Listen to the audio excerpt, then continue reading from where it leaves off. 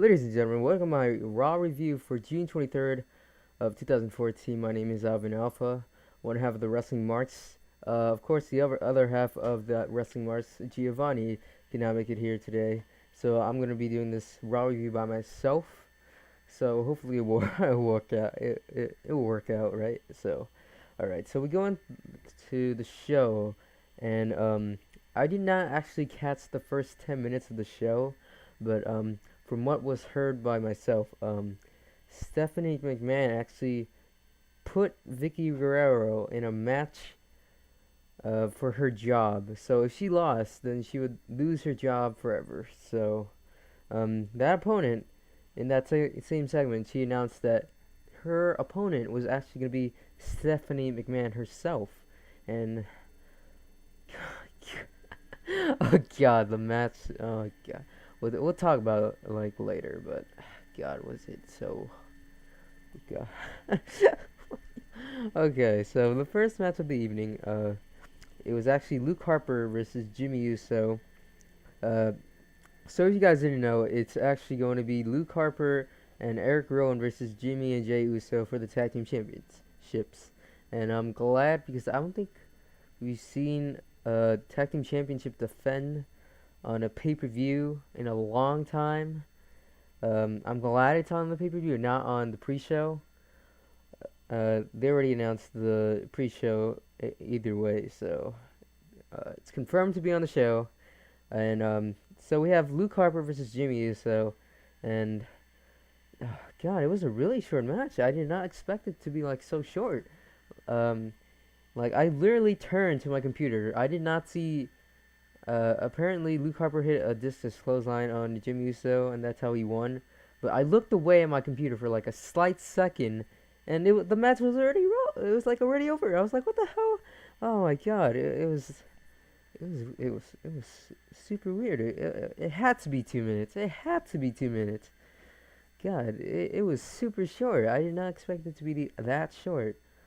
Um, but after Jey Uso calls out Eric Rowan, and so they're gonna have a match after we come back from the commercial break, which we did, and it was Jey Uso versus Eric Rowan, and I'm guessing it was a longer match than the first match, of course. And Jey Uso actually picked up the victory after a distraction from the outside from Luke Harper and Jimmy Uso after they were fighting.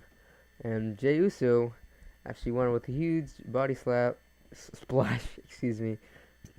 And so after the match, Eric Rowan and Luke Harper actually attacked the Usos and got the belts, not the belts, the championship titles.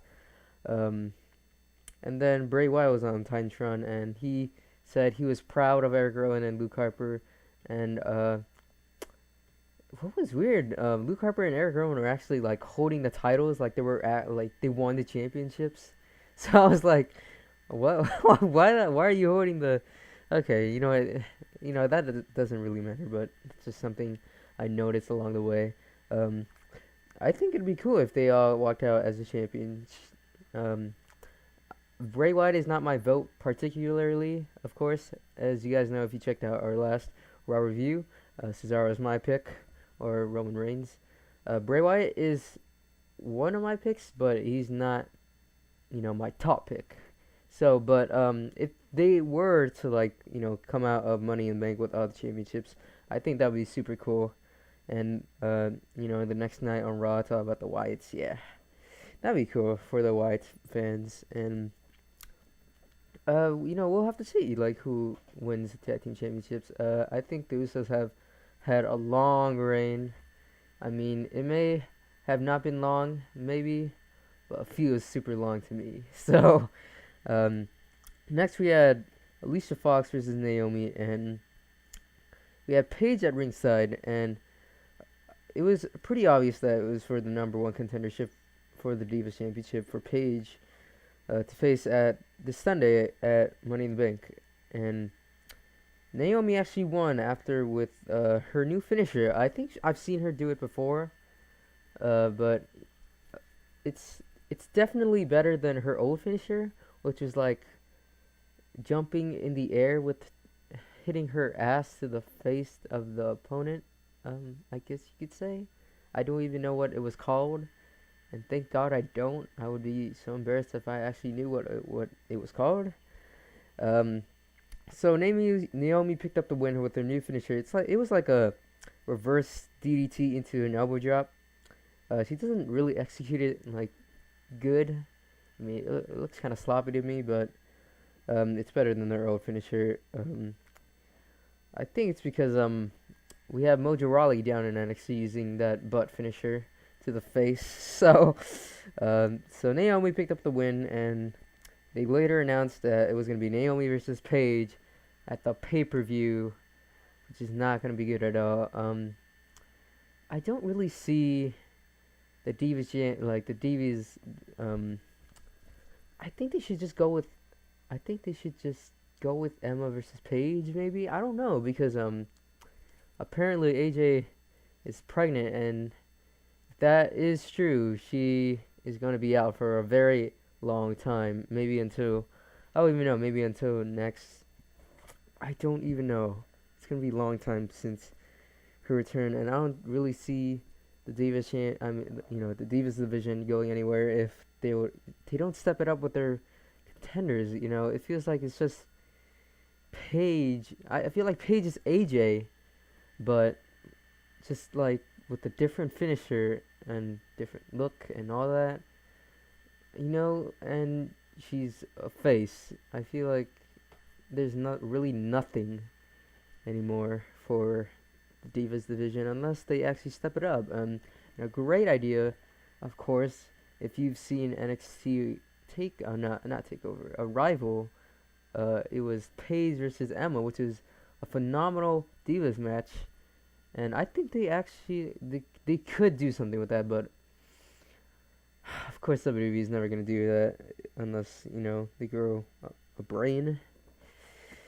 Okay, so after that we have a segment with Roman Reigns and Sheamus, and Roman Reigns was backstage with Sheamus, and Sheamus was like kissing ass to Roman Reigns so much. Um, uh, of course, they both said they were gonna win the championships, and um, Sheamus said he's gonna win a championship, and it's gonna feel like magic. And Roman Reigns says he doesn't believe in magic; he believes in Roman Reigns. And I can't really say nothing else because this was kind of pointless segment.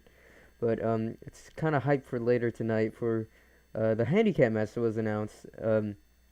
That already happened last week, but I don't even know why they're gonna have it again.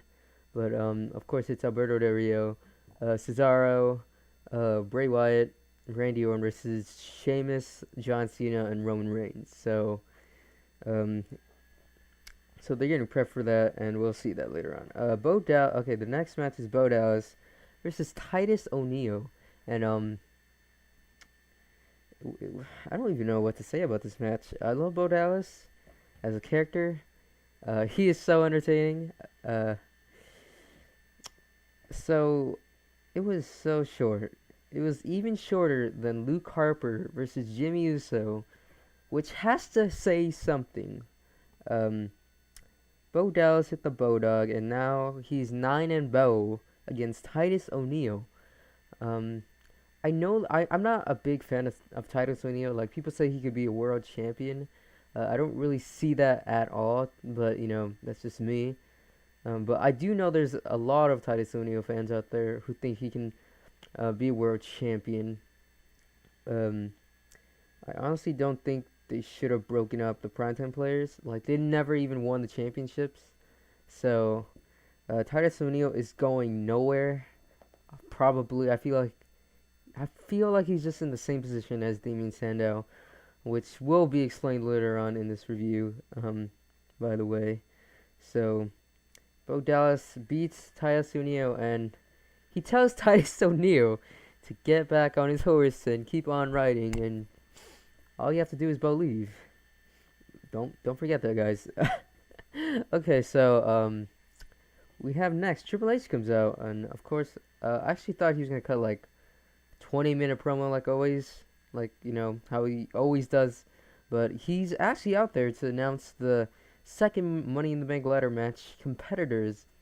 I'm glad they actually, announced it on Raw because I was kind of confused. Um, like I did not know the Money in the Bank pay per view was this Sunday, and then when one of my friends told me it was, I was like, they only have one competitor in the ladder match, which is Seth Rollins, because he's a new corporate guy, or I don't know, whatever. So Triple H announces the competitors, and it's I believe it's Kofi Kingston, Jack Swagger, Dolph Ziggler. By the way, when he said Dolph Ziggler, he said, "People think I do not appreciate Dolph Ziggler." Oh my God, I think Triple H is so funny when he mentions the IWC. Uh, okay, so it's Dolph Ziggler and Bad News Bear, which by the way, God, Triple H has the worst British accent I've ever heard in my life. Like, I don't know if there's a worse British accent that I've ever heard. Like, God, I think I've heard him do it before, but God, Triple H, just never do that again. Just oh God, Bad News Barrett, and I believe that's five guys, which is um wait, I believe it's six, right? So it's Kofi Kingston, Jack Swagger, Dolph Ziggler, Wade Barrett, Seth Rollins, and if I'm forgetting something, then excuse me. So those are the guys so far, and oh yeah, Rob Van Dam. I'm sorry, Rob Van Dam was also announced in the ladder match. So next we have Seth Rollins come out, which is Triple H's personal pick for the ladder match to win, and it's personally my pick too, but it's it, you know I'll talk about it in a second. Seth Rollins comes out and he cuts a promo and saying he's gonna win and he's gonna be the next big thing, and how everyone else is not forgetting how he broke up with the Shield and la la la la la. It was kind of not very interesting. And then Rob Van Dam came out. I thought they were all gonna come out, but they actually didn't. Rob Van Dam actually spoke on the microphone after a long time, and I was kind of excited because I've never heard Rob Van Dam on the microphone that much before. And when I mean that much, I mean in the past year where he has returned. So Seth Rollins actually said something that really, God, that was actually pretty funny. Like, shots were fired. Seth Rollins said, you know, how Rob Van Dam wasn't relevant until, Rob Van Dam is not relevant unless it was 2005. So I actually laughed at that because, shots were fired. And so Rob Van Dam challenges Seth Rollins right now to a match. And it was an alright match. It was basically everything I've seen of Rob Van Dam and Seth Rollins. So I kind of enjoyed it because, I love both of these guys, and these guys are both great wrestlers. But they're just gonna keep on doing this, I guess. I was kind of annoyed at first. Excuse me. Because Seth Rollins actually hit the curb stomp, which is now what they call, and Seth Rollins looked like he was about to pick up the win, but Dean Ambrose again attacked Seth Rollins right before he was about to win. I don't really know what to say about this. I mean, not Dean Ambrose, but Rob Van Dam. Like, I feel like Seth Rollins should have been in the corner stalking Rob Van Dam, and then Dean Ambrose should have attacked him, because Rob Van Dam is actually, I would call him a legend in my book, to be honest. And just for the fact that, like, it made him look weak. Like, it just, because that Seth Rollins would have won, but if you're entering the Money in the Bank ladder match, uh, then it would be lowered the chance for Rob Van Dam. I mean, lowered the speculation of Rob Van Dam actually winning the Money in the Bank ladder match. And losing to Seth Rollins, it doesn't really make Rob Van Dam look strong, you know. And it was mostly for Dean and Seth, which I did not like either. But I, at first, but then it actually made sense after the match, where sure, Seth Rollins wanted Dean Ambrose into the ladder match because I was confused. I was confused why Dean Ambrose was in the ladder match because Ambrose wasn't gonna do anything. So um, Ambrose is added to the ladder match now. So I'm actually excited for the SmackDown. I mean, not SmackDown. The briefcase Money in the Bank match. If you look at all the competitors, they're all young talent, and um, I think only Jack Swagger has been. I think out of all the young talent in that ladder match, besides from Rob Van Dam, Jack Swagger is the only one who has won the World Championship. So, I think this is gonna be great. My personal pick for this is Dean Ambrose or Seth Rollins. But if they actually went with Seth Rollins, I wouldn't completely like that because I feel like it would have made it too obvious. But I don't even know. I'm actually really excited for this match because if you guys remember for last year, they had a SmackDown Money in the Bank ladder match, which I thought was probably one of the best ladder matches I've seen. Like because they were all young talent and they were doing like all these great spots. And when I talk about this, I'm talking about these young guys um like I remember there was Wade Barrett who was in the ladder match. I remember Ambrose and Jack Swagger, Cesaro, and so you really you really look at this match and I feel like it could be a good match as well. So all right. So after that segment, we have Dolph Ziggler versus Bad News Bear for the Intercontinental Championship, which is of course match of the night. Like I think it's Dolph Ziggler. Dolph Ziggler is just incredible when it comes to making a match really good, even when it's like someone with Sheamus or Bad News Barrett. Like right now, Dolph Ziggler, like he's something special. But WWE, I don't even know what they're doing. Supposedly, they're not pushing Dolph because of the fact he's had too many injuries, which I find that really stupid, right? Because I feel like Dolph has that passion, like he doesn't care, like he'll go on no matter what with all these injuries. Like you look at people like Mick Foley or John Cena, like they've gone on with all these injuries, and I don't understand why Dolph Ziggler, who has only had like 2 concussions, um, I don't see why that has to stop him from being a main event player. So, um, but this match was absolutely phenomenal. Like, uh, God, it was great. Um, but at the end, it just like great ending, great match. Dolph Ziggler went for a crossbody in the corner to Barrett, but Barrett actually hit him in midair with a freaking bullhammer, which I thought was sick. Like, sick. I think you guys should go back and see that because that was a great spot to end the match. Didn't make either of them look weak because it was a great match. So, that was it. It was a great match and match of the night. So I propose that you guys should go look back on that because I thought it was phenomenal. Um, Next we have Vicky Guerrero versus Stephanie McMahon, and if Vicky lost, then she would be fired and leave the company.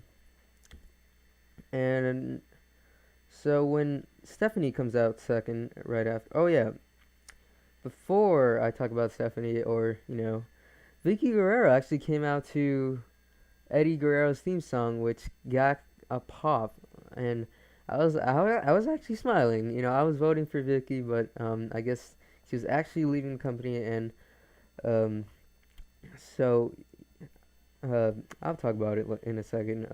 So Stephanie comes out and she says, "Okay, so there's a pool of mud. I don't even know what it is.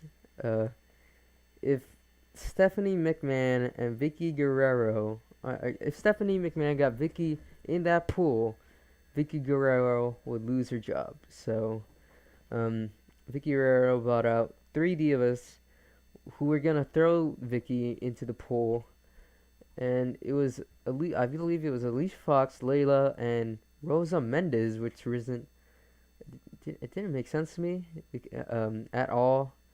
Like, okay, so they carried Vicky, and they were about to throw Vicky into the mud pool, but Vicky's fatness, I guess, stopped it, and Vicky threw all of them in. Like, oh my god, she like came back and threw all of them in, but which I thought was kind of stupid.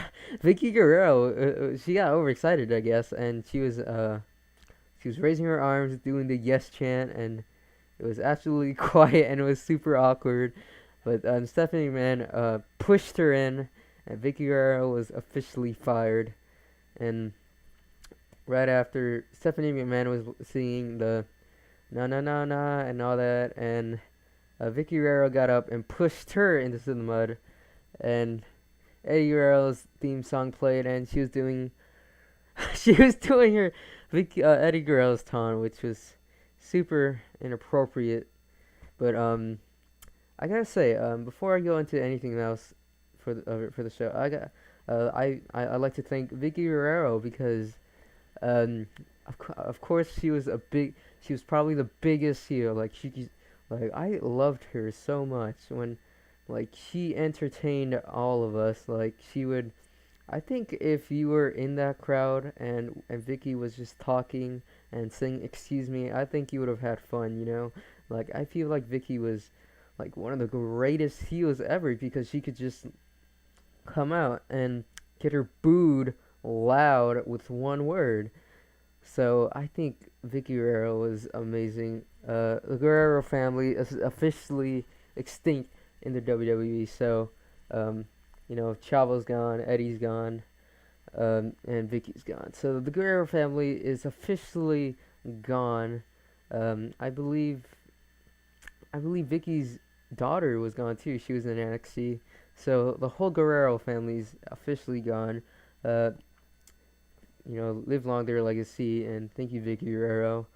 Like her or not, she was actually really entertaining, and it was fun to see her on TV, and she's brought a lot of entertainment to all of us. So, I give her credit for that. Okay, so after that, we have Goldust and Byron Saxton. He was actually interviewing Goldust, and it was like Byron was asking what happened to Cody, and Goldust says there's no Cody, there's only Stardust, and Stardust came out of nowhere, and he was the lights shut off, and he was just singing and wishing upon us. I don't even know. It was super weird. I don't even know.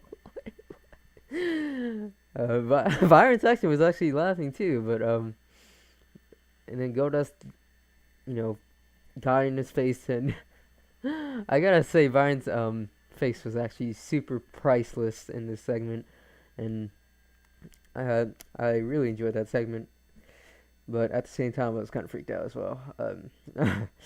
Okay, so we have Jack Swagger next versus Kofi Kingston, which was mostly a filler match, and Jack Swagger, Jack Swagger has improved in the ring so much, and I really love it when he does that catapult and just slams Kofi into the ground, or the opponent to the ground, and locks in the ankle lock, and I think that's a really cool move, and I've seen him do it before, and I'm glad he's keeping that move in his artillery.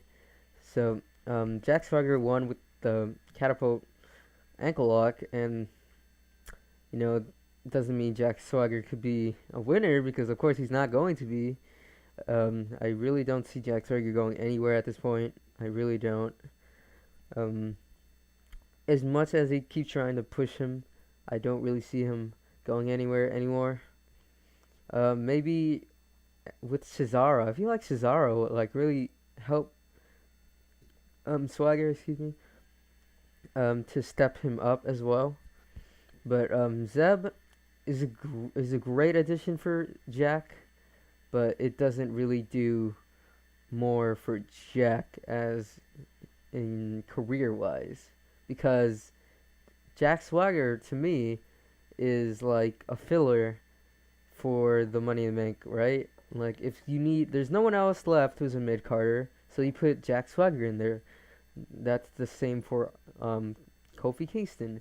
If there was nobody else, I'm pretty sure they would put R-Truth in the match, right? So um, I don't really, think Jack Swagger's going anywhere at this point. Um, I don't think neither of these guys are gonna win.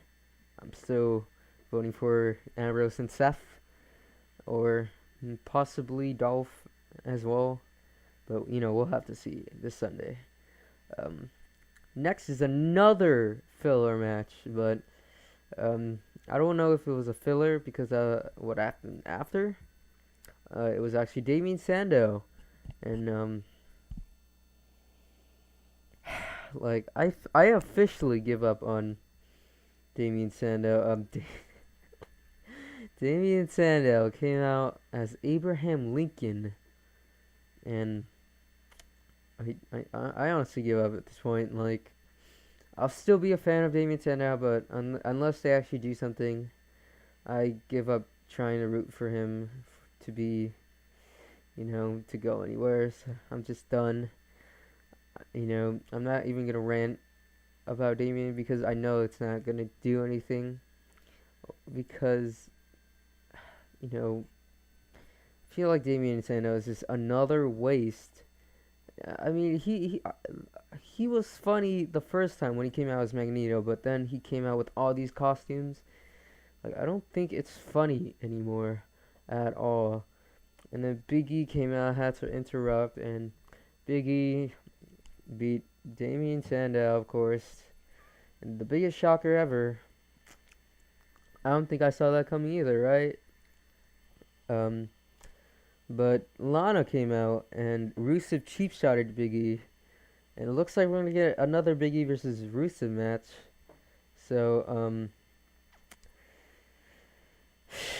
I don't really want to see Rusev versus Big E again.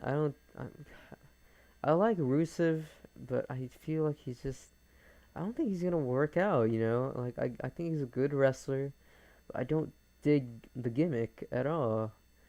Like, I don't really see it going anywhere at this point. If it's just gonna be this guy representing USA, and then Rusev just facing him, and there's flags involved, and I don't think it's gonna go anywhere. So it's probably just gonna be a filler for the pay-per-view. I honestly would have had Daniel Bryan on the show rather than Rusev versus Big E, honestly. But that let it be. Okay, so we have the handicap match next, and it was like any other tag team match, and the super team won with Roman Reigns and Cena and Sheamus winning after Sheamus hit a bro kick on Cesaro. But what actually happened after was Kane came out and he attacked every single person except for Roman Reigns. But it was actually announced that Triple H had added Kane to the ladder match, so we're gonna have an 8-man WWE Championship ladder match now with Kane in it, which I really see pointless. Like, I don't think Kane should. Like, Kane doesn't need to be in the match, but I guess they just want to put something for Kane, I guess. But I just don't. It's like, I think he was in the ladder match like 2 years ago, and then Cena won. Uh, hopefully, Kane. I mean, excuse me. Hopefully, Cena does not win. I'm my vote for the WWE World Heavyweight Championship match is rather Roman Reigns, Bray Wyatt, or Cesaro. But the rest I don't really see winning at all, except for Cena. I could see Cena winning. I just don't want him to win, but I feel like he is going to win. God, but what it is, what it is. So, after Triple H announces Kane is in the ladder match, Roman Reigns hits a spear, and he's the last man standing out of all the competitors. Of course, if you have the upper hand before the pay-per-view, you're bound to lose. To be honest, like you're bound to lose. Roman Reigns is. I could see him winning, but I feel like it would be too early for him to win. So, so far, the pay-per-view looks good to me. I think I've always enjoyed the ladder matches before. Like, the ladder matches are always the top matches, of course, because you throw a gimmick in there and it's just super good. I'm looking forward more to the briefcase match than the championship match, because you look at all the guys in the championship match and they're all big guys, so they can't really do as much cool spots as the lower weight guys. So so that's it for my Raw review for June 23rd of 2014. I would say it was a good show to end it for the pay-per-view. So as for Raw June 23rd of 2014, my name is Alvin Alpha, one half of the Wrestling Marks. Subscribe if you're not subscribed or not. Follow me on Twitter, Twitter/Alvin Alpha, and follow my friend Giovanni XXOMGXX. I'll put the links will be in the description. Thank you for watching. I really hope you enjoy the pay-per-view as much as I do, and I hope you enjoyed this review as well. So thank you for watching, and have a nice day. Goodbye.